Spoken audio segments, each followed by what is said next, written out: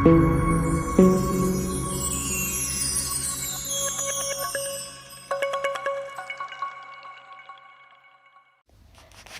friends, welcome to Meera Mind Voice, Day 81 in Big Boss House.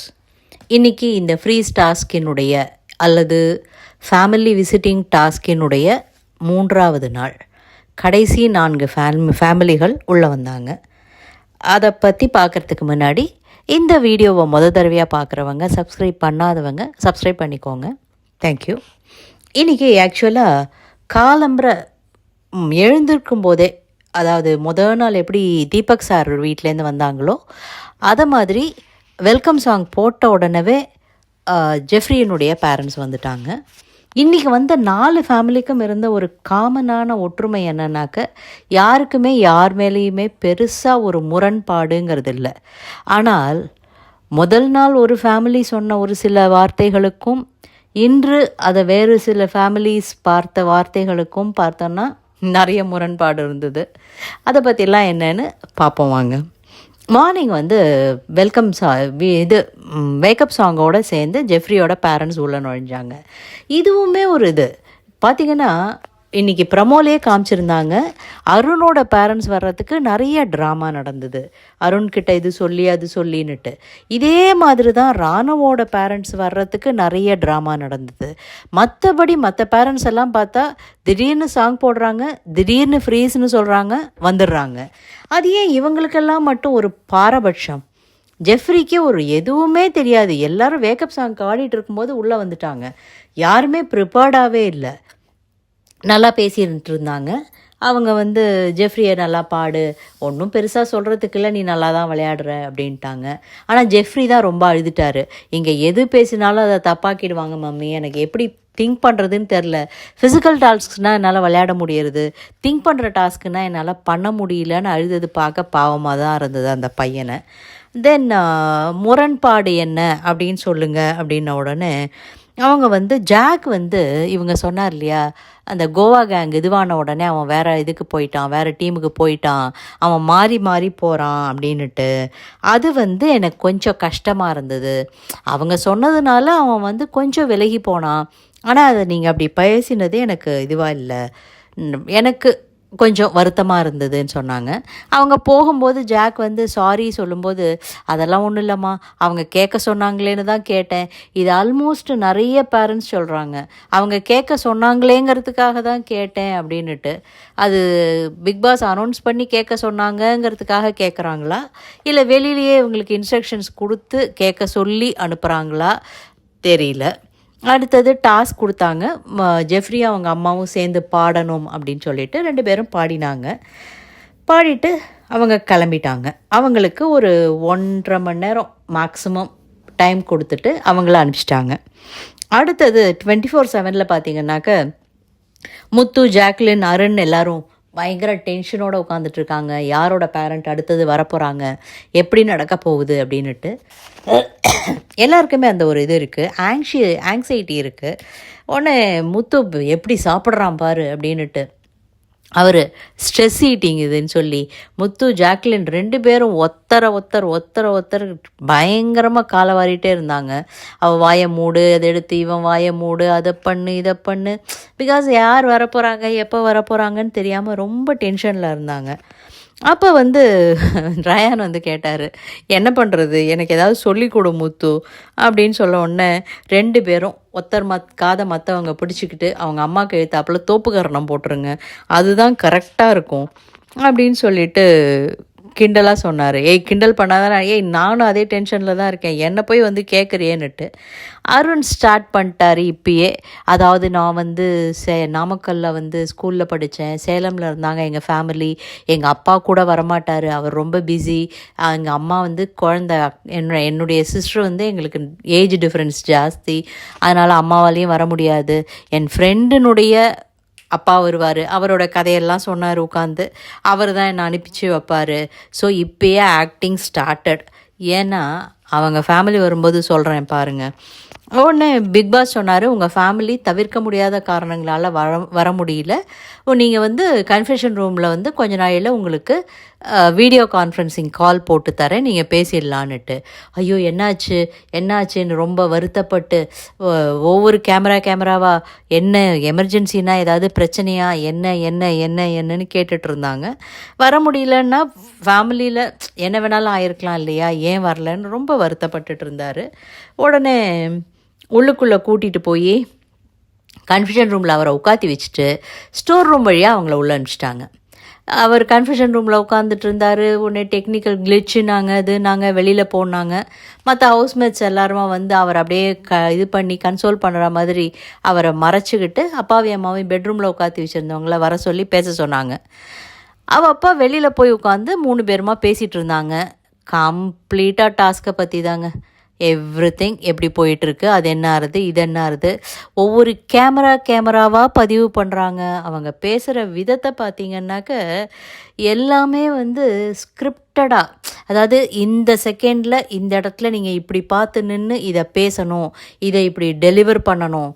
அவங்க அப்பா சொல்கிறாரு, எனக்கு இந்த கண்ணு பிரச்சனை இருக்குது இல்லையா, அதனால இது டிஷ்யூ மட்டும் வாங்கிட்டு வந்தேன்னு சொன்னார்.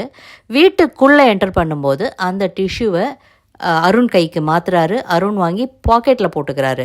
அது டிஷ்யூ குப்பைன்னா கொண்டு போய் டஸ்ட்பினில் போட்டு வரலாம்ல, இல்லை, இவங்கள வந்து லிவிங் ரூமுக்கு வந்து உட்காருங்க, பிக் பாஸே தடுத்து நீங்கள் பேசினது போதுங்கிற மாதிரி கட் பண்ணி லிவிங் ரூமுக்கு வந்து உட்காருங்க அப்படின்னொன்னே அப்போ தான் இந்த இன்சிடெண்ட், அப்போ நடுப்புற நின்று அது பண்ணினோம், இது பண்ணினோம், இவ்வளோ கஷ்டப்பட்டோம், அவ்வளோ கஷ்டப்பட்டோம், இதெல்லாம் இந்த இது வர்றதுக்கு தான், பிக் பாஸ் வர்றதுக்கு தான், இது யாருக்கும் கிடைக்காத வாய்ப்பு என்னென்னமோ பேசிட்டு இது பண்ணுறாங்க.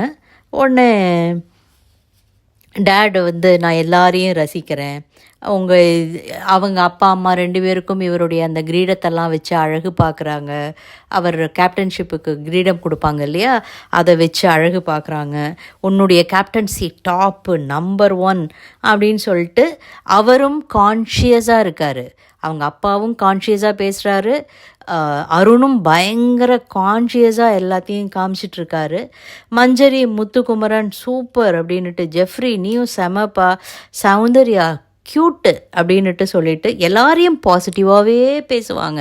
எல்லாரையும் பாசிட்டிவாகவே, தீபக்கை நல்லா சாப்பிட சொல்லுங்கப்பா அப்படி இப்படின்லாம் சொல்லிட்டு பயங்கர ஸ்கிரிப்டடாக இருந்ததுங்க அவங்க பேசினதெல்லாம். அம்மா வந்து என்னை பார்க்க வேண்டான்னே சொல்லிட்டாங்க. ஸோ நான் இதுவே பிக் பாஸே பார்க்கலங்கிறாங்க. ஆனால் நீ அழும்போது எங்கடா பக்கத்துலேயே விஷாலை காணுமேன்னு என் கண்ணு தேடுங்கிறாங்க. எது மேபி உள்ளே வந்த டென்ஷனில் பேசுகிறாங்களா தெரியல. உள்ளே வந்தோன்னா முரண் பற்றி கேட்டாங்க. உடனே அப்பா கம்ப்ளீட்டாக அட்வைஸு, இதை பண்ணாத, அதை பண்ணாத, இது பேசு, அதை பேசாத அப்படி இப்படின்லாம் சொல்லிட்டு பயங்கர அட்வைஸு. உள்ளே வந்தோடனே முரண் பற்றி சொல்லுங்க அப்படின்னு சொன்ன உடனே எல்லார பற்றியும், அதாவது இவர் சொல்கிறார், முரண் பற்றி கேட்டாங்கன்னா பாசிட்டிவாக மட்டும் சொல்லு, வேறு எதுவும் சொல்லாத அப்படின்னு சொல்லிட்டு. அவர் வந்து அவள் அப்பா, எனக்கு யார் மேலேயும் எதுவுமே கிடையாது, ஆனால் பிக் பாஸ் நம்மளை ஒன்று செய்ய சொல்லியிருக்கிறாருன்னா அதில் ஒரு அர்த்தம் இருக்கும்ல, ஸோ நாங்கள் செஞ்சு தான்ப்பா ஆகணும், இது கண்டென்ட்டு, அதை நான் கண்டென்ட் கொடுத்தாகணும்ல அப்படின்னு சொல்லிட்டு அவரும் சொல்கிறாரு. இது உள்ளே கூப்பிட்டு முரண் பற்றி கேட்டதுக்கு அப்புறம் சொல்லியிருந்தாங்கன்னா சரின்னு சொல்லலாம். கார்டன் ஏரியாவில் உட்காந்து பேசும்போதே அதுதான்ப்பா கண்டென்ட்டு, நாங்கள் பண்ணியாகணுமே நான் அப்பா சொன்னாருன்னா இது எந்த விதத்துலன்னு எனக்கு புரியல. உடனே உள்ளே வந்தது, உனக்கு தெரியாதது ஆனால் எனக்கு தெரியும்ப்பா அப்படி இப்படின்லாம் சொல்லிவிட்டு அருணிய முத்தியும் அங்காளி பங்காளி ஆக்கிட்டார். அவங்க அம்மா இவங்க ஊரான் ஏதோ சொல்லி, பிகாஸ் முத்துவுக்கு இருக்கிற ஓட்டு அருணுக்கு வரணும். எப்படிப்பா வரவழைக்கிறது? இப்போ முத்துவுக்கு இருக்கிற ஓட்டு அவருடைய சப்போர்ட்டர்ஸ்னால் மற்றவங்களுக்கெல்லாம் போகும் அப்படிங்கிற ஒரு பேச்சு இருக்குது. அருணும் ரொம்ப இதுவாக, அப்பா அம்மா அர்ச்சனா எப்படி இருக்கா, every word they want to register to the camera. பயங்கர ஆக்டிங். லிட்ரலி அருண் மேலே கொஞ்சம் நஞ்ச ஒரு மதிப்பு இருந்தது. சரி அவனும் ஒரு கண்டஸ்டன்ட் தானே அப்படிங்கிற ஒரு இது இருந்தது. பட் இன்றைக்கி எல்லாத்தையும் மொத்தமாக காலி பண்ணிட்டாங்க அவங்க உட்காந்து. அவங்க அப்பா வந்து அவர் ஸ்ட்ரகிள் பண்ணி லைஃப்பில் வந்ததெல்லாம் பற்றி சொல்லிகிட்டு இருந்தார். நிறைய நல்லா இருந்தது. அதே மாதிரி நீ ஒவ்வொன்றுத்தையும் கதை சொன்னப்பா, அதாவது இவர் சொன்ன கதையெல்லாம் அவருடைய பேச்சில் நிறைய முரண் இருந்தது.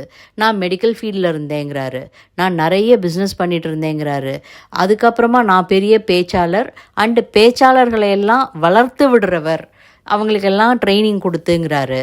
அவர் என்ன பண்ணார், இல்லை எதுக்காக இதெல்லாம் சொல்கிறாரு லிட்ரலாக நமக்கு புரியல.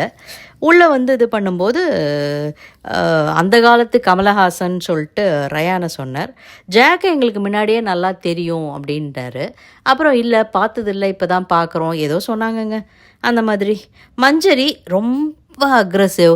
வீட்டில் நீங்கள் எப்படி இருக்கீங்களோ அதே மாதிரி தான் இங்கேயும் இருக்கீங்க. அப்படியே அருண் பண்ணுற மாதிரியே இவரும் இங்கே உட்காந்து ரெஜிஸ்டர் பண்ணுறாரு. அப்படி இருக்கும்போது தனித்தனியாக பார்த்து அனலைஸ் பண்ணுவேன். உங்களுடைய ப்ளஸ்ஸு மைனஸ் பாசிட்டிவ் நெகட்டிவ் எல்லாத்தையும் நீங்கள் வெளியில் கொண்டு வரணும். நான் அதெல்லாம் இது பண்ணுவேன் அது பண்ணுவேன் நிறைய சொன்னார். எல்லாருக்கும் அட்வைஸ் சொன்னார்.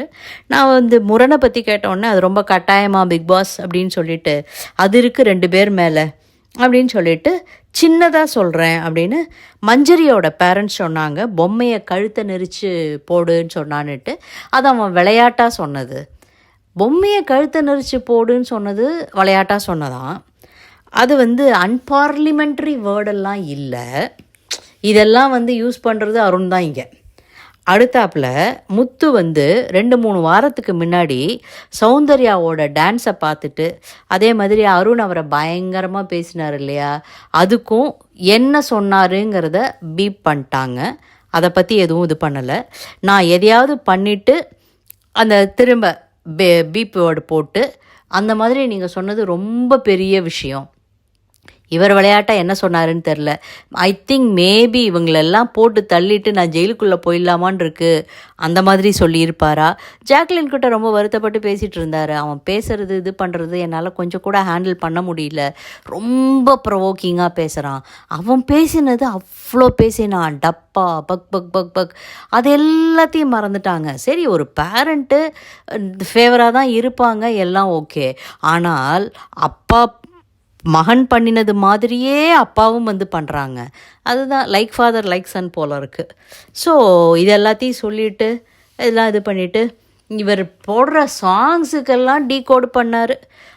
அடுத்த வருத்தம் வந்து தீபக் மேலே. ஏன்னா மார்னிங் சாங்கு போடுறது வந்து எல்லோரும் ஹாப்பியாக வந்து சந்தோஷமாக டான்ஸ் ஆடி நாளை கொண்டாடணுமா.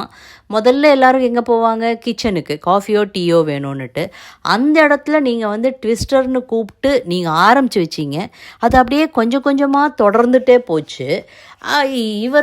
இவர் பையன் மற்றவரை எல்லாரையும் பேர் வச்சு கூப்பிட்டது பண்ணதெல்லாம் சௌகரியமாக அவருக்கு மறந்து போச்சு.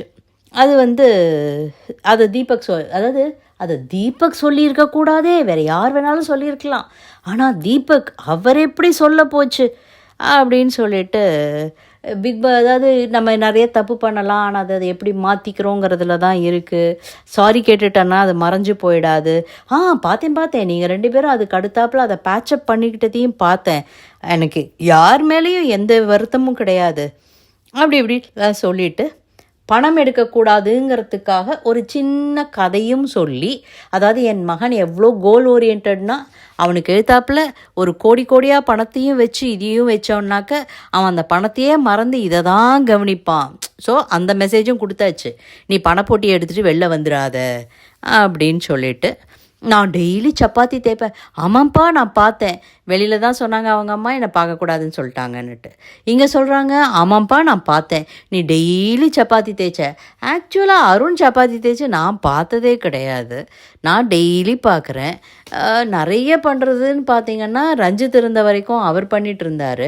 அருண் ஏதோ 1 நாள் 2 நாள் பண்ணி இருந்திருக்கலாம், மேபி நம்ம மிஸ் பண்ணியிருந்திருக்கலாம். இல்லை பிக் பாஸ் நம்ம வீட்டுக்கு மட்டும் காமிக்காமல் மற்றவங்களுக்கு காமிச்சிருக்கலாம், ஹூ நோஸ். ஸோ அதில் வந்து நீங்கள் இது வரைக்கும் 80 சப்பாத்தி தேய்ச்சிருக்கீங்க, ஒரு 4 சப்பாத்தி உங்கள் அப்பா அம்மாவுக்கு பண்ணி கொடுங்க அப்படின்னு பிக் பாஸ் போட்டு விட்டார். உடனே அவர் போயிட்டு அவங்களுக்கு சப்பாத்திலாம் பண்ணி கொடுத்து எல்லாம் பண்ணி வெளியில் போய் ஃபோட்டோ எடுத்துகிட்டு அவங்கள வீட்டுக்கு அனுப்பிச்சிட்டு எனக்கு எல்லாம் புரிஞ்சிருச்சு. இனிமேல் பாருங்கள் நான் நல்லா விளையாடுவேன், இனிமேல் ஃபயர் மோடு தான், நாளையிலேருந்து என் கேமே வேறு மாதிரி இருக்கும். பிகாஸ் அவருக்கு இன்ஃபர்மேஷன் வந்துருச்சு, full and full outside வேர்ல்டில் எப்படி இருக்குது, என்ன பண்ணுறாங்க, ஏது பண்ணுறாங்க. ஒன்று. ரெண்டாவது, அப்படியே ஒரு முத்து மேலே ஒரு அபரிமிதமான பாசம் வந்து இது நல்லா இருந்ததுங்க பார்க்குறதுக்கு. அவங்கெல்லாம் போனதுக்கப்புறம் தீபக்லேருந்து எல்லோரும் முத்துவையும் அருணையும் கலாய்ச்சிட்டு இருந்தாங்க. தீபக்லாம் ஊரை தெரிஞ்சுக்கிட்டேன் பாட்டெல்லாம் பாடி இதெல்லாம் பாடி முத்துவுக்கே சொல்கிறாங்கன்னு நினைக்கிறேன், டேய் புதுசாக வராண்டா பார்த்துக்கோடாங்கிற மாதிரியும் இருந்தது. நல்லா ஃபன் பண்ணிகிட்டு இருந்தாங்க. அருண் அப்படியே எல்லாத்தையும் எந்துவாக பேசிட்டு நேராக ஸ்மோக்கிங் ரூம்குள்ளே போயிட்டாரு. அங்கே தானே கேமரா கிடையாது, சிட்டை படிக்கணுமே என்ன வந்திருக்குன்னுட்டு. அதுக்கப்புறம் அந்த சிட்டை இவர் கையில் கொடுத்ததுக்கப்புறம் கிட்டத்தட்ட 1.5 மணி நேரம் இருந்திருக்காரு வீட்டுக்குள்ளே. அவங்க அப்பா ஒரு தடவை கூட அவர் கண்ணை துடைக்கல. எல்லாருமே ட்ராமாவா? Wow, nice family. அடுத்தது ஜாக்லின் ஃபேமிலி வந்தாங்க. ஜாக்லின் ஃபேமிலி வந்த உடனே ஜாக்லினுக்கு ஆக்சுவலாக அவங்க அம்மாவும் 2 ஃப்ரெண்ட்ஸும் வந்தாங்க. அது வந்தோடனே நீ எப்படிரா வந்த ஜாக்லின் கேட்டாங்க இல்லையா, என்னுடைய ஸ்பெஷல் ஃப்ரெண்டு அவரை உள்ளே அனுப்புங்க பிக் பாஸ் அப்படின்னு சொல்லிட்டு அந்த ஸ்பெஷல் ஃப்ரெண்டு வந்தார். யுவராஜ்னுட்டு அவரும் சேனல்லே ஒர்க் பண்ணுறவர் போல் இருக்குது. ஸோ நீ தானே கூப்பிட்ட கேமராவில் இன்னொன்று வீட்டில் அது பார்த்துக்கலாம் அப்படின்ட்டாங்க. விஷால் ராணவிட்ட கேட்டிருக்காரு, என்னடா மாமாவை பார்த்துட்டியா நீன்னு. விஷாலுக்கும் ஆக்சுவலாக யுவராஜை தெரியும், விஷால் அன்ஷிதா எல்லாருக்குமே. அவங்க 2 பேரும் பேசிகிட்டு இருக்காங்க. எங்கள் வீட்டிலேருந்தும் 2 பேர் தானே வந்தாங்க, எங்களுக்கெல்லாம் ஃப்ரெண்ட்ஸ் எல்லாம் வர விடலையே, அப்புறம் எப்படி இவங்களுக்கு மட்டும் வர விட்டாங்கன்னு பயங்கர கோபமாக கேட்டுட்டு இருந்தாங்க அன்ஷிதா. இவங்க சொல்லிட்டாங்க, இவங்க அம்மா சொல்லிட்டாங்க, நான் வந்தேன்னா இந்த 2 ஃப்ரெண்ட்ஸ் வரணும், இல்லை அவள் தம்பி வரணும், இல்லைன்னா நான் போகமாட்டேன்னு ஏதோ சம் டீல் பேசியிருந்திருக்காங்க. அதுக்கு பிக் பாஸ் டீம் ஓகே சொல்லிட்டாங்க. நல்லா பேசிகிட்டு இருந்தாங்க. அவங்க ஃப்ரெண்டு ஆக்சுவலாக விளையாடும்போது கவனமாக விளையாடு. அவங்க அம்மா அந்த ஃப்ரெண்ட்ஸ் 2 பேர் 3 பேருமே திரும்ப திரும்ப சொல்லிகிட்டு இருந்தது ஜாக்லினுக்கு ஒரே வார்த்தை தான், ரொம்ப நல்லா விளையாடுற, ஆனால் அழறதை மட்டும் நிறுத்து, அழறது நல்லா இல்லை, அழுகை மட்டும் வேண்டாம், எது பேசினாலும் நீ நேராக பேசுவ, இது பண்ணுவ, 12 வாரமாக நாமினேஷனில் இருக்கேன், ரொம்ப கஷ்டமாக இருக்குது தெரியுமா அப்படிங்கும்போது அது தப்பு இல்லை. பிக் பாஸ் ஹிஸ்ட்ரியிலேயே கண்டினியூஸாக நாமினேஷன் வர்றது நீ ஒத்தி மட்டும்தான் அப்படின்னு சொன்னாங்க. நான் எல்லா இடத்துலையும் ரெஜிஸ்டர் பண்ணுறேன்னு சொல்கிறாங்க தெரியுமா, இவங்க யாருக்கிட்டேயும் மனசு விட்டே பேச முடியல, அது எல்லாருக்குமே இருக்குது வீட்டுக்குள்ளே. அது வர்றவங்க எல்லோரும் முத்து, மஞ்சரி, அருண் என்ன எங்களை மட்டும்தான் டேமேஜ் பண்ணுற மாதிரி பேசுகிறாங்க அப்படின்னோன்னு அவங்களே கேட்டாங்க, உன்னை பற்றி என்ன பேசுகிறாங்க அப்படின்னுட்டு. ஜாக்லின் சொன்னாங்க, ஆமாம் என்னை கூட சொன்னாங்க, இவங்க அம்மா சொன்னாங்க ஜெஃப்ரி பண்ணது அதுக்கு அப்படின்னு சொல்லலாம் சொல்லிகிட்டு இருந்தாங்க. ஸோ ஃப்ரெண்ட்ஸ் நல்லா பேசிகிட்டு இருந்தாங்க. ஆனால் வெளி உலக இது எதுவும் வேண்டாம் அப்படிங்கிற மாதிரியே மெயின்டைன் பண்ணிகிட்டு இருந்தாங்க. அப்புறமா அருண் அவங்களோட ஃப்ரெண்டுக்கிட்ட பேசும்போது தான் தெரிஞ்சுது, அவங்க தான் லாஸ்ட் இயர் அர்ச்சனாக்கு ஹெல்ப் பண்ணிகிட்டு இருந்தாங்களாம். மேபி இந்த ட்ரெஸ் அனுப்புறது, இது பண்ணுறது, ஷெட்யூல் பண்ணுறது எல்லாம் அவங்க இப்போ ஜாக்லினுக்கு பண்ணிக்கிட்டு இருக்காங்க அப்படின்னுட்டு. அவங்கக்கிட்ட போய் அர்ச்சனாட்ட சொல்லு அவருக்கு மெசேஜ் வந்துருச்சு, நான் படிச்சுட்டேங்கிறத திரும்ப கன்வே பண்ணி ஆகணும். அர்ச்சனா கிட்ட நான் நல்லா ஃபயராக இனிமேல் விளையாடுவேன்னு சொல்லு, அவளை மிஸ் பண்ணுறேன்னு சொல்லு, இதுன்னு சொல்லு, அதுன்னு சொல்லுன்னு சொன்னாங்க.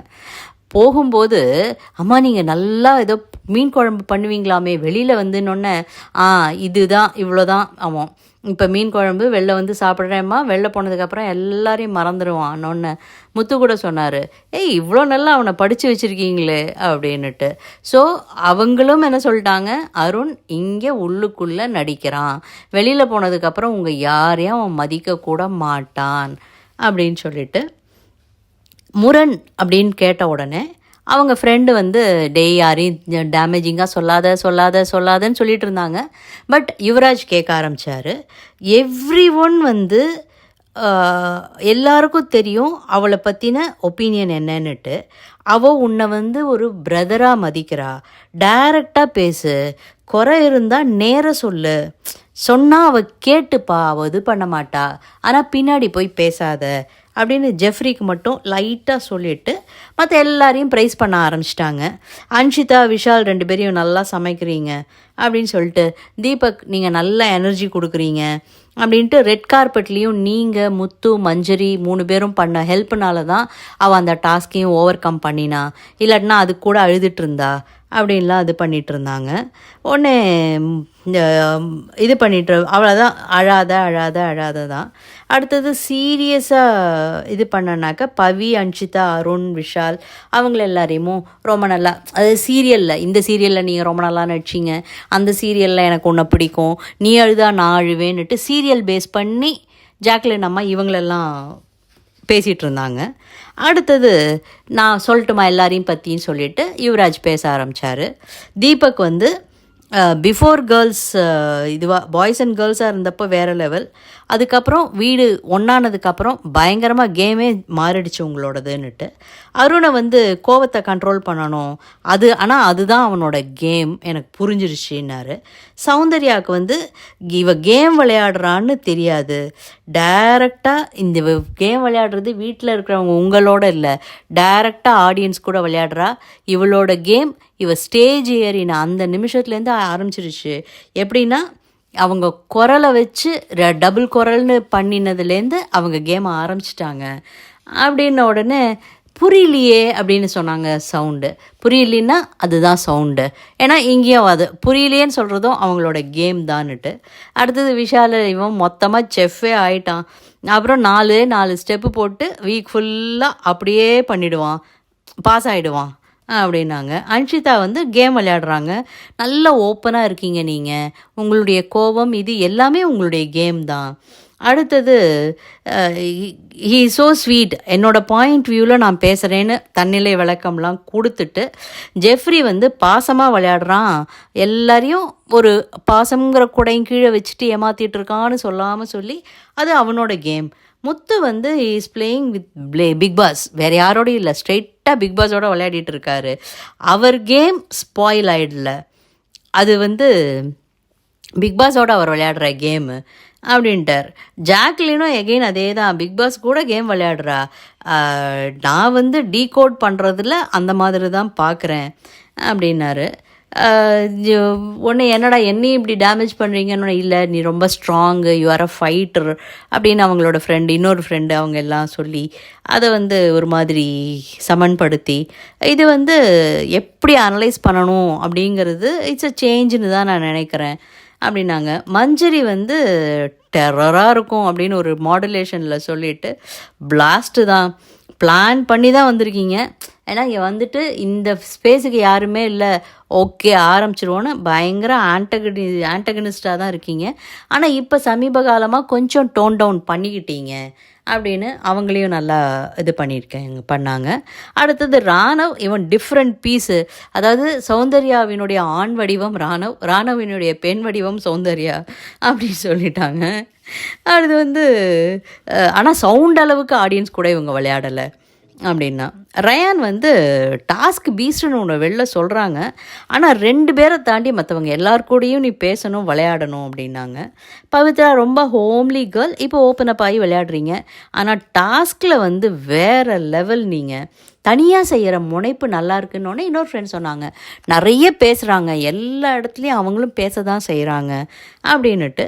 உடனே பேசிகிட்டு இருக்கும்போது சரி நீங்கள் ஜெஃப்பை பற்றி சொல்லுங்கள், ஜாக்கை பற்றி சொல்லுங்கள் அப்படின்னு கேட்ட உடனே தீபக் சொன்னார், என் ஒய்ஃப் சொன்னாங்க she is a 2am friend, எது ஆனாலும் சரி டக்குன்னு கால் பண்ணால் வருவானோன்னா அதை ஆமாம் அப்படின்னு அவங்க ஃப்ரெண்டு கன்ஃபார்ம் பண்ணாங்க. 2am இல்லை, அவள் எப்போவா இருந்தாலும் she tax friendship very seriously அப்படின்னு சொல்லிட்டு. ஸோ எல்லாருமே ரொம்ப ஹாப்பியாக இருந்தாங்க.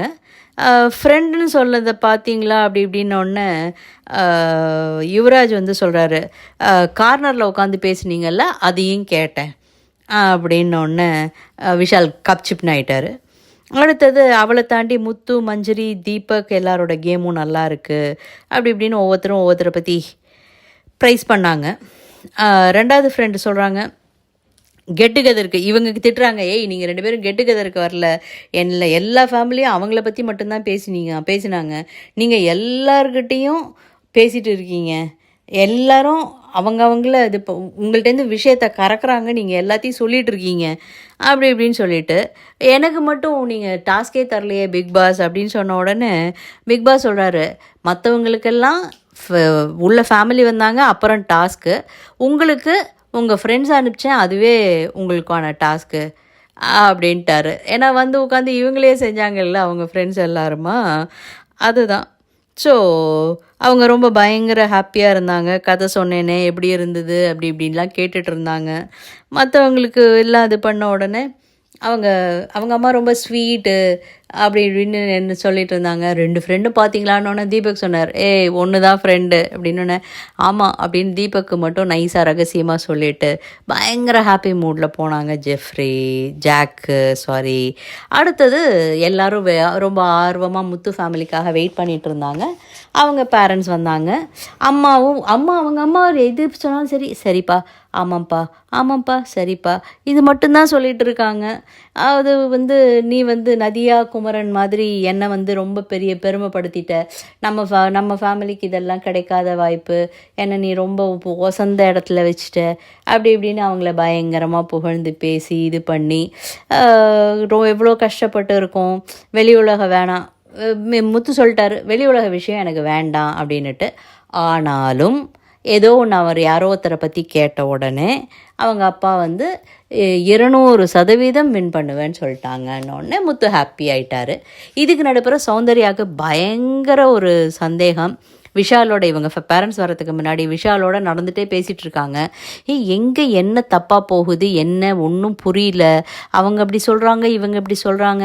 விஷால் சொல்லிட்டாரு, இதை பார் நீ பண்ணுறத பண்ணிகிட்டே போயிட்டுரு, வர்ற ரிசல்ட்டு வருங்கிற மாதிரி அவங்க ஒரு இது பேசிகிட்டு இருந்தாங்க.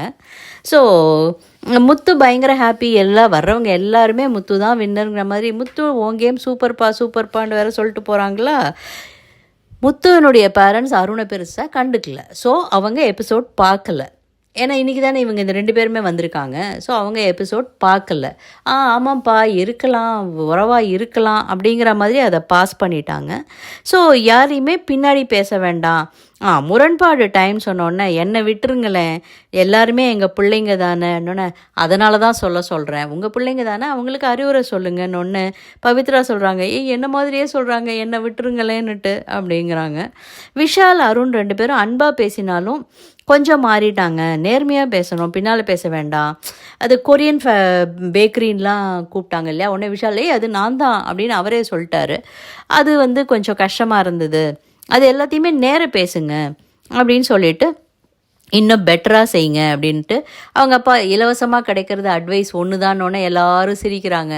முத்து சொன்னார் எங்கள் அப்பா இதை சொல்லுவாங்க அப்படின்னு அப்படின்ட்டு உடனே நான் எல்லாரையும் இது பண்ணிவிட்டு விஷால் நல்லா டான்ஸ் ஆடுவான், அருண் நல்லா நீங்கள் நடிப்பீங்க இப்படின்லாம் பேசினதுக்கு அப்புறமா டாஸ்க் என்னன்னாக்க 5 நிமிஷம் முத்துக்குமரன் வாயை திறந்து பேசக்கூடாது. ஏன்னா இங்கே கொண்டு உட்காத்தி வச்சுட்டு பேரண்ட்ஸை முத்துக்குமரன் ஒருத்தரையும் பற்றி எக்ஸ்பிளைன் பண்ணி இதெல்லாம் என்னுடைய ஃபெலோ கண்டஸ்டன்ஸ் அப்படின்னு அவங்க அப்பா அம்மாவுக்கு இன்ட்ரடியூஸ் பண்ணி வைக்கிறாராம். அவருடைய ஒப்பீனியன் அபவுட் எவ்ரிபடி சொல்லிட்டாரு. ரயானை எல்லாருமே க்யூட்டு, ஹீரோ மெட்டீரியல் இப்படி தான் சொல்கிறாங்க. அவர் பண்ணினதுனால 5 நிமிஷம் நீங்கள் பேசக்கூடாது, உங்கள் அம்மா உங்களை பற்றி பேசணுன்னொன்னே அவங்க அம்மா ரொம்ப நல்லா பேசினாங்க. காக்கைக்கும் தன் குஞ்சு பொன் குஞ்சு இதை நிறைய அவங்க அம்மாவும் சொல்கிறாங்க, இவரும் சொல்கிறாங்க, மாற்றி சொல்லிக்கிறாங்க அவங்க. ஆனால் இன்னும் அழகாக சொன்னாங்க, இத்தனை புத்திசாலிகளோடு சேர்ந்து அவனும் புத்திசாலி ஆகிட்டான் அப்படின்னு சொல்லிட்டு உங்களோட சேர்ந்து டான்ஸ் ஆட கற்றுக்கிட்டான், இது பண்ணா அது பண்ணான்னு ரொம்ப ரொம்ப ப்ரைஸ் பண்ணி பேசிகிட்டு இருந்தாங்க. உடனே இந்த முத்துக்குமரன் இந்த ஒரு வாய்ப்பை நன்றி நவறுதலுக்கான வாய்ப்பாக எடுத்துட்டு எல்லாருக்கும் நன்றி சொல்லி, பிக் பாஸ் இந்த ஃப்ரீ ஸ்டார்ஸ் கொடுத்ததுக்கு உங்களுக்கு நன்றி, அடுத்தது எங்களுக்கு அம்மாவா பிக் பாஸ், அப்பாவா வாரம் அட்வைஸ் கொடுக்குற விஜய் சேதுபதி அண்ணா, அப்புறம் எங்களுக்காக உழைக்கிற இந்த 500 பேர் கொண்ட க்ரூ எல்லாருக்கும் நன்றின்னு ஒரு நன்றி நவிறுதலாக இதை ஆக்கி ஃப்ரீ ஸ்டார்ஸ்க்கு முடிச்சு வச்சிட்டாரு. அடுத்தாப்பில் இது பேசிட்டு உட்காந்துட்ருக்காங்க வீட்டில் எல்லாரும். ரயான் பவித்ரா அண்டு சௌந்தர்யா கிட்ட பேசிகிட்ருக்காரு. எல்லா இடத்துலையும் என்னுடைய பேர் மட்டுமே வருது, என்னுடன் சேர்ந்த இருவரோட பேர் வரலையே, நான் ஒத்தன் மட்டும்தான் எல்லாரோடையும் பேசலை அப்படிங்கிற மாதிரி சொல்கிறாங்க. அப்படின்னா நீங்கள் 2 பேரும் மற்றவங்க கிட்டலாம் பேசிகிட்ருக்கீங்களாங்கும்போது சௌந்தர்யா சொல்கிறாங்க, நீ ஒரு கம்ஃபர்ட் ஜோனில் இருந்துட்டேன்னா அப்படியே அழிந்திடுவியோங்கிறதுக்காக அவங்க சொல்லியிருக்கலாம். ரயானுக்கு 2 நாளாக அந்த குடைச்சல் மண்டையில் போயிட்டே இருக்குது. அதுக்கு பவித்ரா நல்லா சொல்கிறாங்க, நீ ஓப்பன் அப் ஆகி நீ விளையாடு, டிக்கெட் டு ஃபினாலே வின் பண்ணு, இது பண்ணலாம் அப்படின்னுட்டு. உனக்கு வந்ததை ஒரு வார்னிங்காக எடுத்துக்கோ அப்படின்னு. வந்த அத்தனை ஃபேமிலிலையுமே ஒரே ஒரு நெகட்டிவ் ஃபேமிலி பார்த்திங்கன்னாக்க ரயானோடது தான். மற்றவங்க எல்லாருமே மோரார்லெஸ் பாசிட்டிவாக பேசினாங்க. கம்ப்ளீட் ட்ராமா ஃபேமிலி வந்து நம்ம அருணோடது. Completely scripted. ஒவ்வொரு வார்த்தை, ஒவ்வொரு நிமிடம். போன சீசனில் ஆக்சுவலாக அர்ச்சனாவை அப்படி தான் சொல்லுவாங்க. ஒவ்வொரு டேவையும் டைரியில் நோட் பண்ணி அன்றைக்கி என்ன ட்ரெஸ்ஸு போடணும், என்ன சண்டை போடணும், என்ன பண்ணணுங்கிறது முதக்கிட்டு எழுதி வச்சுட்டு மனப்பாடம் பண்ணிட்டு வந்திருப்பாங்க அப்படின்னுட்டு. ஸோ அதே மாதிரி இன்றைக்கி எந்தெந்த இடத்துல நின்று என்ன பேசணும்னு கம்ப்ளீட்டாக பண்ணின மாதிரி இருந்தது. எகெயின் நைட்டு வந்து அருண் வந்து முத்து பத்து தேய்ச்சிட்டு இருக்கிற இடத்துல, வெசல் வாஷிங் பண்ணிகிட்டு இருக்கிற இடத்துல வந்து முத்து அண்டு மஞ்சரிக்கு அவங்க அப்பா பேசினதுக்கான ஒரு விளக்கத்தை கொடுத்துட்ருக்காரு. இனிமேல் முத்து வந்து அப்பப்போ அண்ணே தம்பி அண்ணே தம்பின்னு பாசமாக பார்த்துப்பார் அருண். ஏன்னா தெரியலிங்க, பார்ப்போம். ஸோ ஃப்ரீஸ் டாஸ்கை இனிதே முடித்து வைத்த பிக்பாஸுக்கு நன்றி. அதிகமாக அழாமல், கங்கையாறு பெருகாமல் நல்லா போச்சு இந்த ஃப்ரீஸ் டாஸ்க் அப்படின்னு நினைக்கிறவங்க உங்களுடைய கருத்துக்களை கமெண்ட் செக்ஷனில் சொல்லுங்கள். இந்த வீடியோ உங்களுக்கு பிடிச்சிருந்ததுன்னா லைக் பண்ணுங்கள், ஷேர் பண்ணுங்கள், சப்ஸ்கிரைப் பண்ண மறக்காதீங்க. தேங்க்யூ.